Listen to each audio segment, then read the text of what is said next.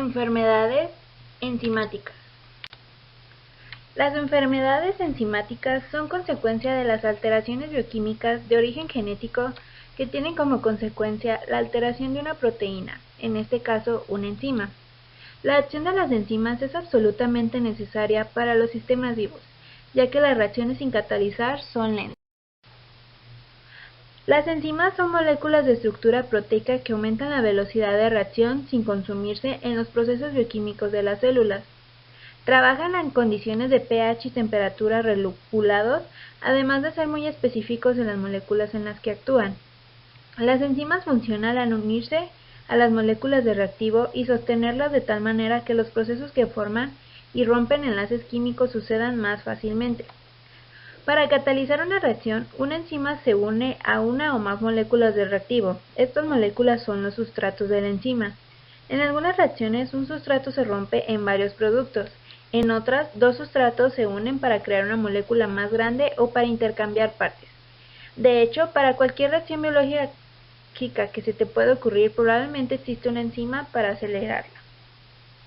La parte de la enzima donde se une al sustrato se llama el sitio activo, ya que ahí es donde sucede la acción catalítica. Tipos de enzimas. Entre ellas están las oxidorreductasas, que catalizan reacciones tipo óxido-reducción en donde el estado de oxidación de uno o más átomos de una molécula cambia.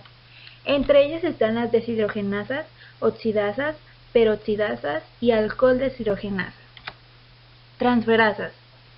Como su nombre lo indica, transfieren grupos funcionales de una molécula donadora a una aceptora. Entre ellas está la hexocinasa, que añade un grupo fosfato a una molécula de alfa-D-glucosa. Hidrolasas. Catalizan reacciones en las que se logran romper enlaces carbono-oxígeno, carbono-nitrógeno y oxígeno-fósforo por la adición del agua. Un ejemplo de ellas es la quimiotripsina, que forma péptidos a partir de polipéptidos. Liasas. Catalizan reacciones en las que ciertos grupos como el agua se eliminan para formar dobles enlaces, o se añaden a un doble enlace. Isomerasas. Catalizan varios tipos de reordenamientos moleculares, como lo es la racemasa de alanina, que transforma la D-alanina en L-alanina. Ligasas. Catalizan la formación de enlaces entre dos moléculas de sustrato, como lo es la DNA ligasa que une fragmentos de ADN.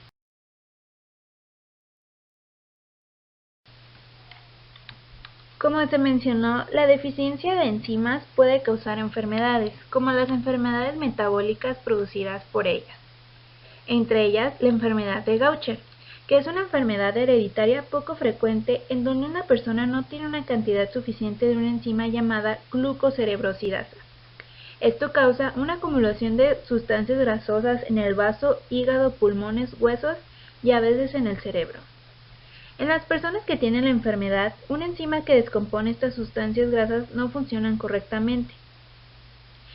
Esto se debe a tres factores. El tipo de herencia puede ser autosómica recesiva secundaria, que es que los dos padres porten esta mutación genética. Defecto enzimático en la glucocerebrosidasa o el metabolito acumulado de glucocerebrósidos. Las personas con ascendencia judía de Europa Oriental o Central tienen mayor riesgo de padecer la variedad más frecuente de la enfermedad de Gaucher. Esta enfermedad se clasifica en tres tipos. Tipo 1. Crónica no neuropática. Tiene como manifestaciones clínicas esplenomegalia y afectación ósea, y sus alteraciones son acumulación de glucocerebrósidos en los fagocitos del cuerpo, excepto en el encéfalo. Hay erosión ósea por secreción de citocinas de macrófagos activadores. Puede presentarse fracturas y a veces problemas en los pulmones y riñones. Cabe recordar que no afecta al cerebro y puede ocurrir a cualquier edad. Tipo 2. Aguda neuropática. En esta existe disfunción del sistema nervioso central, convulsiones y deterioro mental progresivo, por lo que causa total ausencia de actividad enzimática. Se representa más en lactantes. La mayoría de los niños fallece antes de los 2 años. Tipo 3. También llamada patrón intermedio. Se hace evidente las alteraciones durante la adolescencia y en los adultos jóvenes hay afectación sistémica. En este tipo puede haber agrandamiento del hígado y vaso, y el cerebro se ve afectado poco a poco. Los síntomas que se pueden presentar en estas enfermedades son molestias abdominales. Dado que el tamaño del hígado y en especial del vaso pueden aumentar drásticamente, el abdomen puede distenderse y causar dolor. Anomalías esqueléticas. La enfermedad de Gaucher puede debilitar los huesos, lo que aumenta el riesgo de sufrir fracturas dolorosas.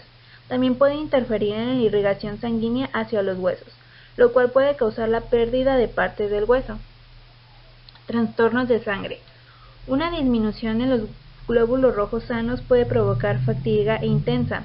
La enfermedad de Gaucher también afecta a las células responsables de la coagulación, lo que puede provocar la formación de hematomas con facilidad y sangrado nasal. Con menor frecuencia, la enfermedad de Gaucher puede afectar el cerebro, lo que puede causar movimientos oculares anormales, rigidez muscular, dificultades para tragar y convulsiones. En resumen, la enfermedad de Gaucher se da cuando los lisosomas eliminan residuos celulares, entre ellos los glucocerebrósidos, que estos, al no tener presente la enzima glucocerebrosidasa, no pueden ser eliminados y se van acumulando en los macrófagos. Los glucocerebrósidos entorpecen la función celular y aumentan el volumen del macrófago. A esto se le conoce como una célula de Gaucher. Una vez que existen células de Gaucher en nuestro organismo, comienzan los problemas como la esplenohepatomegalia, anemia, cirrosis, dolor óseo, abdomen abultado, cansancio, hemorragias, fracturas, infecciones, y el acúmulo de glucocerebrósidos en el cerebro puede causar retraso grave, estrabismo, hipertonía y convulsiones. Cabe recordar que el signo que más se nota en esta enfermedad es la hepatoesplenomegalia. Lamentablemente, esta enfermedad no se puede curar, pero existen tratamientos hormonales para la tipo 1 y la tipo 2. Lamentablemente, el daño que causa la enfermedad tipo 2 y 3 en el cerebro no es reversible. Su diagnóstico se hace a través de laboratorio, que se analizan muestras de sangre para detectar los niveles de la enzima asociada con la enfermedad de Gaucher. Y un análisis genético también puede ser auxiliar para poder detectar esta enfermedad. Continuando con las enfermedades producidas por las enzimas, tenemos la enfermedad de Crabbe, Esta enfermedad que es producida por un defecto en el gen GLAC que que causa causa la enfermedad que tenemos aquí que nos menciona, Este que se defecto llama genético leucodistrofia. evita que las personas Este produzcan gen es enzima necesario porque el cuerpo produce, esta enzima es necesaria en el cuerpo para producir la mielina, que si recordamos que es esta recubre las sustancia fibras que nerviosas, protege las fibras nerviosas en el protegiendo el sistema central. nervioso central. Sin esta Entonces, enzima, sin la mielina se esta descompone enzima, y la las mielina se neuronas mueren y descompone y causa quedan muerte desprotegidos los neuronal y nervios, daño lo en que los causa graves nervios del daños. cuerpo.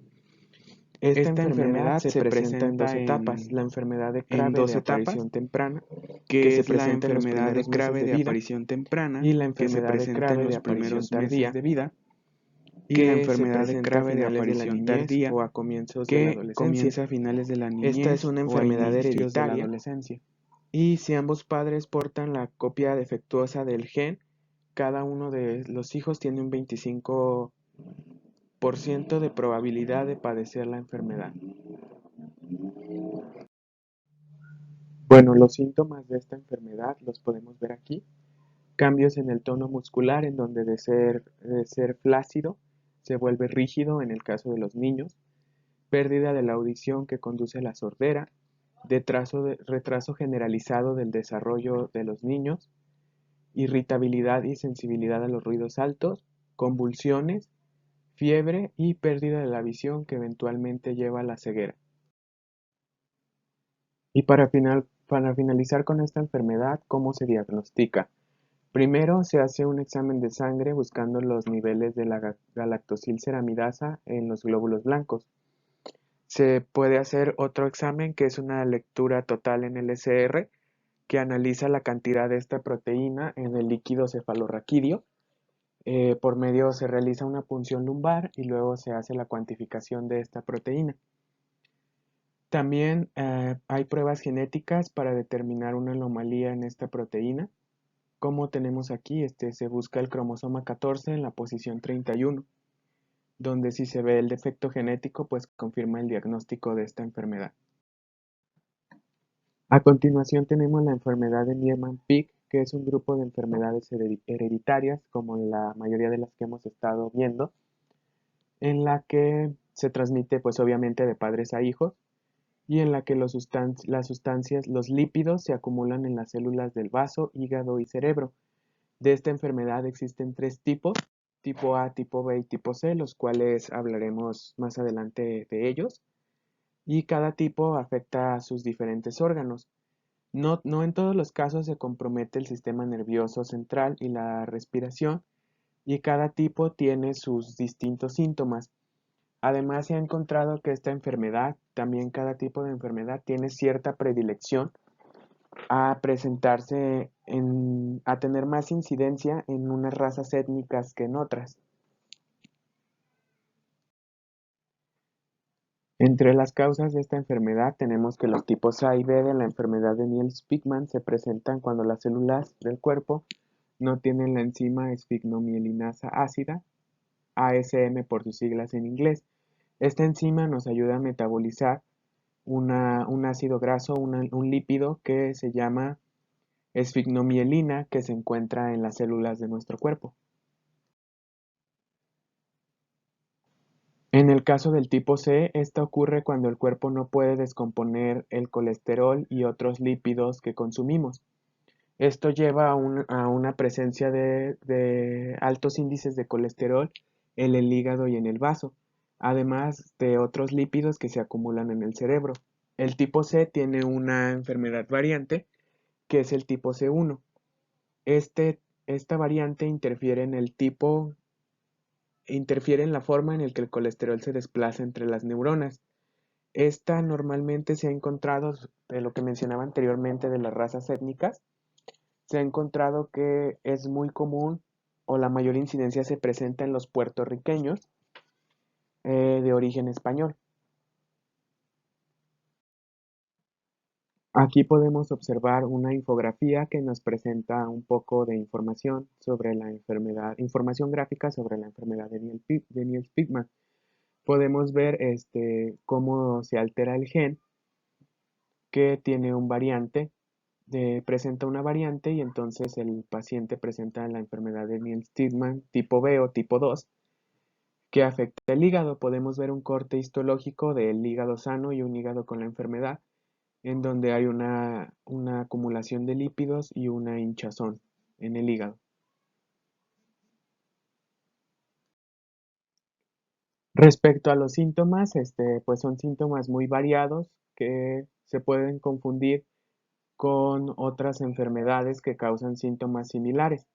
En el caso del tipo A, es una enfermedad que inicia en los primeros meses de vida y sus síntomas incluyen hinchazón abdominal en el área del vientre entre los primeros 3 y 6 meses de vida, que es una parte por la acumulación excesiva de grasa en el hígado y en los tejidos del abdomen del vaso, produce pues una hinchazón y hepatomegalia. También tenemos una mancha rojo fresa en la parte trasera del ojo, en la retina, dificultades de la alimentación y pérdida de habilidades motrices tempranas, las cuales empeoran con el tiempo. En el caso de los síntomas de la enfermedad de Nielsmann tipo B, tenemos que generalmente son más leves que los de la tipo A y ocurren al final de la infancia o en los años de la adolescencia. Aún así, también se pueden presentar hinchazón en el abdomen de los niños pequeños y en este caso no se compromete tanto el sistema nervioso central y no hay pérdida de las habilidades motrices. En el caso de los tipo C y tipo C1, esto afecta generalmente niños en edad escolar, de 4 a 7 años, pero también puede ocurrir en cualquier momento, desde comienzos de la lactancia hasta la adultez. Y aquí tenemos la variedad de síntomas que causa la tipo C y C1. Dificultad para mover las extremidades, torpeza, problemas a caminar, agrandamiento del vaso, agrandamiento del hígado, ictericia al nacer o poco después, dificultades en el aprendizaje y declive intelectual. Recordemos que esto afecta el transporte del colesterol entre las neuronas, entonces aquí sí está muy comprometido el sistema nervioso central. Convulsiones, mala pronunciación o habla irregular, pérdida súbita del tono muscular, que puede causar caídas y esas caídas pueden generar fracturas o otro tipo de lesiones. También tenemos temblores y dificultad con los movimientos oculares hacia arriba y hacia abajo. Para finalizar esta enfermedad tenemos el tratamiento. En este momento pues no hay ningún tratamiento efectivo para el tipo A. Esta enfermedad tiene muy mal pronóstico y la mayoría de los tratamientos son únicamente paliativos. En el caso del tipo B, que es menos grave, se puede tratar con trasplantes de médula, aunque se continúan investigando posibles tratamientos que incluyen terapia enzimático y terapia génica.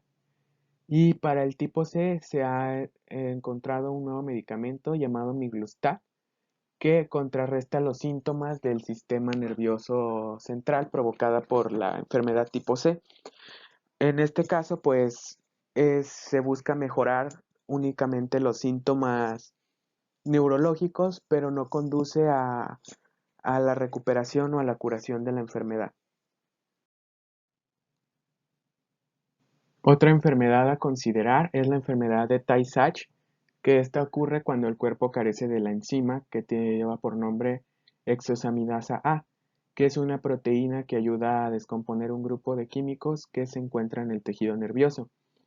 Sin esta proteína, estos químicos que se llaman gangliósidos se acumulan en las células con mucha frecuencia en las neuronas del cerebro. Esta enfermedad, esta acumulación en el sistema nervioso central, a falta de la exosaminasa A, está producida por un gen defectuoso en el cromosoma 15, que parecido en el caso anterior, si ambos padres portan el gen defectuoso, el hijo tiene un 25% de probabilidades de presentar esta enfermedad. Y también es importante que se necesita que el niño reciba 2 copias del gen para que resulte enfermo.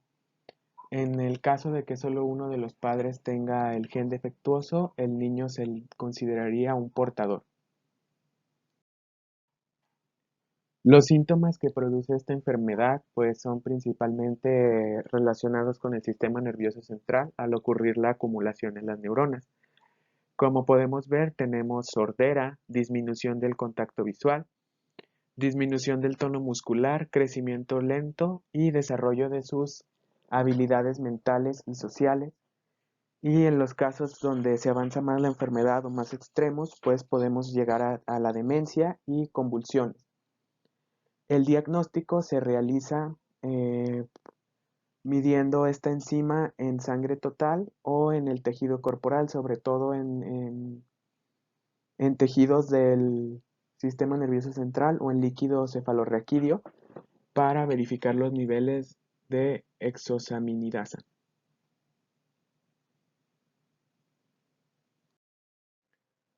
Bueno, para concluir y como podemos observar, las enzimas son biomoléculas de gran importancia en todos los procesos bioquímicos que se llevan a cabo en el cuerpo. Cualquier defecto o anomalía en estas, pues desarrolla una gran variedad de enfermedades, como pudimos ver, de las cuales la mayoría son graves y afectan considerablemente la calidad de vida, por lo cual es muy importante el estudio de estas enfermedades y también el estudio de las enzimas en la búsqueda de nuevos tratamientos que puedan mejorar el curso de estas enfermedades, porque pues la mayoría tienen por lo general un mal pronóstico.